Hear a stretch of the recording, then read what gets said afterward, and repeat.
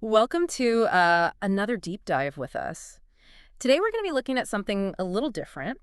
We're going to be checking out the power of not talking. Ooh. Yeah, so we're going to be diving into some excerpts from the book Talk, Talk, Talk. And you might be surprised at what we found. It turns out all that, social media chatter Right. could be holding you back from achieving your goals. Yeah, it's funny, isn't it? Like, we live in this world where everyone is constantly, like, just shouting their opinion. Right. But this book really lays out this really good argument for just, like, being quiet. For silence. Yeah. Yeah, and this book, it starts off with this really fascinating story about Upton Sinclair. Uh-huh. Do you know, are you familiar? Yeah. He was an author, an activist, and he wrote himself into being the governor of California. He did. It's crazy. Yeah. Literally, his book was called I, Governor of California, and How I Ended Poverty. And he wrote about all these amazing policies that he was going to enact, all in the past tense, like it had already happened. Right. It's so interesting. Like, it's almost like he manifested it, I know. but in the wrong way. But then, so it became a bestseller. It did, yeah. But when it came to the actual election, Yeah. Sinclair lost, and he lost badly. He did. It's almost like he put all his energy into this book. Right. And so the author of Talk Talk Talk suggests that he got so caught up, in talking about his vision Uh-huh. that he kind of lost the drive to actually campaign and make it a reality. Totally, yeah. It makes you wonder, how often do we do that in our own lives? Right, totally. All the time. We craft these perfect online personas. We talk about all the amazing things we're going to do. But then how often do we actually follow through? Right. Like, are we all just kind of like Upton Sinclair in a way? Yeah. Just talking about the things we want to do, but not really doing them. It's so easy to get caught up in the image, in the talk. Yeah. And to lose sight of the actual work, the actual doing. I think this is why social media is like such a breeding ground for this. Oh, You know, okay. Yeah. Because it's like you have these little text boxes. Yeah. And they're just like these voids that we feel this need to fill. Right. With like promises and Or aspirations. stuff. Yeah. And so like they can become these substitutes for real action. It's like we're almost tricking ourselves. Like we're tricking ourselves into thinking we're making progress just by talking about it. Right. Exactly. And this all ties into another point that the book makes about the role of ego. Okay. Okay, so let's unpack that a little bit. Yeah. What does ego have to do with talking too much? Well, like, think about it this way. Our ego, Yeah. it loves to take the easiest path to recognition, Uh-huh. right? Like talking about our plans, our dreams, our goals. It feels good. Sure. Like it gives us this little hit of dopamine. Little rush. Yeah. Yeah. Like a sense of accomplishment without actually having to do the hard work. Oh, that's interesting. Right. The book basically argues that doing is hard, talking is easy, and our ego wants that reward without the effort. I see. So it's like we're getting that social validation, maybe even some likes and shares. Exactly. And it just feeds that need for recognition. It's like a shortcut, Yeah. right, to feeling good about ourselves. A little dopamine hit Yes. without actually having to do the work. Exactly. And the book actually highlights this through this story of Emily Gould. She's a writer who got this big book deal, Oh, wow. but then basically spent a year talking about writing her novel on social media Oh, no. instead of, actually writing it. Oof. I think a lot of us can probably relate to that, especially in the age of social media. Oh, yeah, for sure. It's so easy to get caught up in building your brand, Right. curating your online presence, and then losing sight of the actual work that you're supposed to be doing. Totally. Yeah. And the book actually argues that this applies to any challenging endeavor, whether it's, coding, starting a business, even just mastering a craft, talking about it. It provides this fleeting sense of satisfaction, like you're moving forward. Right. But it can also drain the energy and the focus that we need for the actual work. So the book is making the case that talking too much can actually be detrimental to achieving our goals. Yes. That's a pretty bold statement. It is. And this is where things get really interesting. The book argues that silence, Yeah. it isn't weakness. It's actually a source of strength. Wait, really? Yeah. I've always felt like silence has always been seen as a negative thing. Yeah.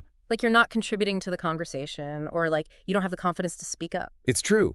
Yeah. But in a world that is just like saturated with noise, Right. silence becomes like this valuable commodity. Okay. It allows us to like step back, observe, Yeah. and strategize without feeling the pressure to constantly like broadcast our every thought and move. So you're saying that by staying silent, we can actually gain a strategic advantage. Yeah. That's an interesting thought. How does that work in practice? Like, how do we actually do that? Well, the book gives this example. They actually cite General Sherman, Okay. and he famously said, "Never give reasons for what you think or do until you must. Maybe, after a while, a better reason will pop into your head." Oh, wow. Right. That's a great quote. And there's so much wisdom in that. Yeah. Like, by not prematurely committing to a position, Yeah. we're keeping our options open Right. and allowing space for better ideas to emerge. It's like you're saying we can actually gather more information, process it more carefully, and then when we do speak, it'll be much more informed. Exactly. It's almost like you're playing 4D chess while everyone else is stuck playing checkers, Yes. you know? That's a great analogy. That's a great analogy. And to further illustrate this point, the book tells the story of Bo Jackson, who was a legendary athlete. Oh, yeah. And, you know, he had these crazy ambitious goals, right? He wanted to win the Heisman Trophy, be the first pick in the NFL draft. But he didn't go around bragging about it. He stayed focused, kept his goals close to the vest, and let his actions speak for themselves. I love that story. Yeah, and it's like he understood that by not talking about it, it somehow preserved the power. Yeah, the energy. The energy, yeah, by keeping it to himself. So I'm curious, does the book talk about, like, the psychology behind all of this? They do. Like, is there a reason why talking about our goals too much might actually hold us back? There is. Research suggests that talking about our goals too much can create this false sense of accomplishment. Oh, really? Yeah.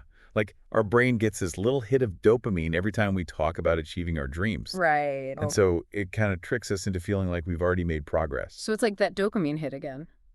It is. It is. We're getting the reward of feeling good without actually doing the work. Exactly. Exactly. And to like really drive this point home, the book even says that there's research showing that like talking to ourselves while we're working on a hard problem can hinder insights and breakthroughs. It's wild. Are you kidding? I know. It seems so counterintuitive. Yeah, it's like we all have that inner monologue. We do. That's constantly analyzing and strategizing. It's that voice in our head just constantly going, what if we do this? What if we do that? I know. And now you're saying that might actually be slowing us down. It might be. That's what the research is suggesting.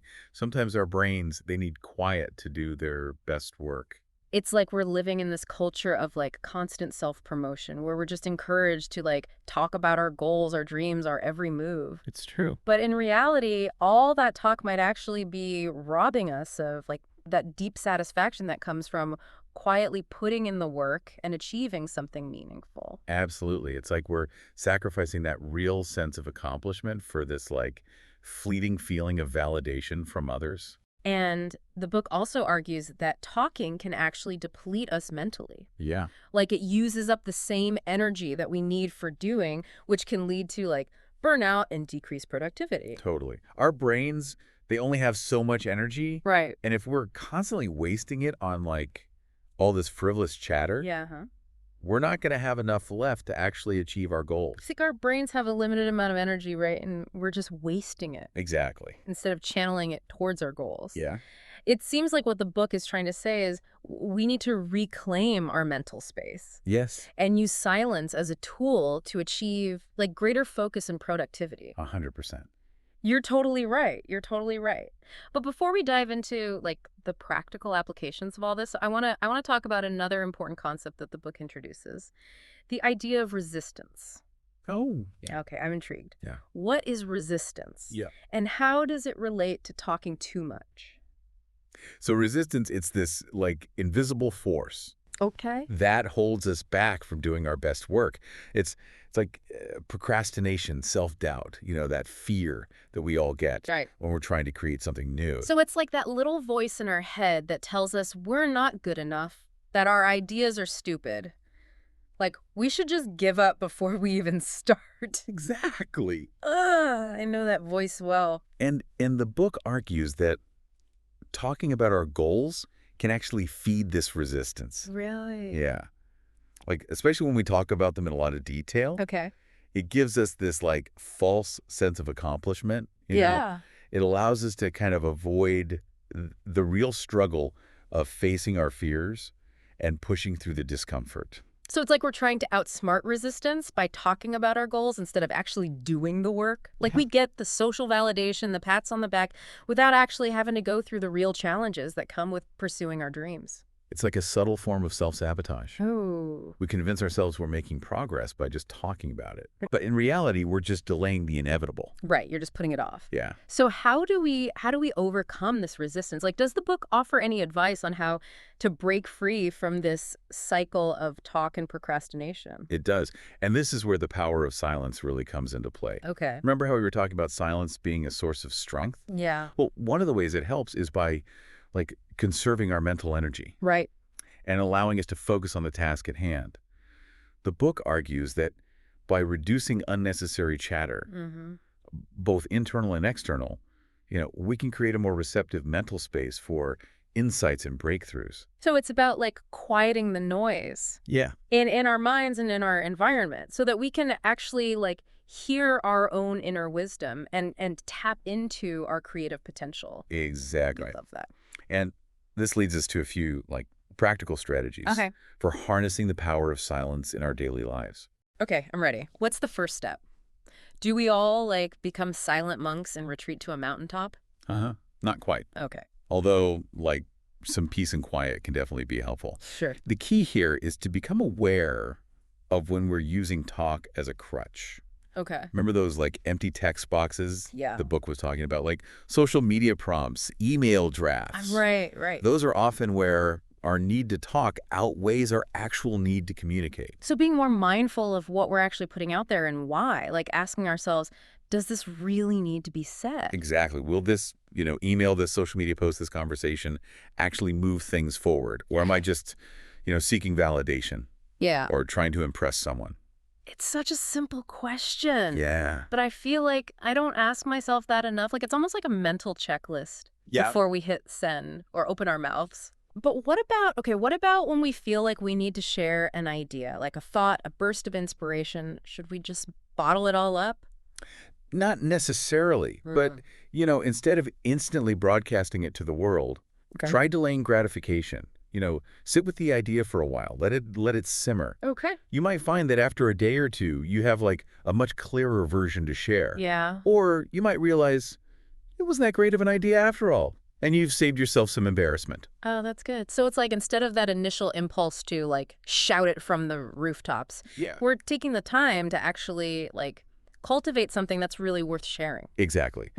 And this leads us to another strategy, which is shifting our focus from talking about doing to just doing. Okay. Remember, actions speak louder than words. So less time crafting, the perfect Instagram post about our workout routine, and more time actually hitting the gym. Less time brainstorming business ideas and more time taking those first steps toward making it a reality. Yeah. And this applies to any goal you're working towards, Instead of spending hours talking about writing a book, carve out dedicated time each day to actually write. Just do it. Yeah. Instead of endlessly researching how to start a business, take that first step. Right. However small. However small, yeah. Toward bringing your vision to life. It's about turning those words into action, right? Yeah. Shifting from a mindset of talking about doing to a mindset of just doing.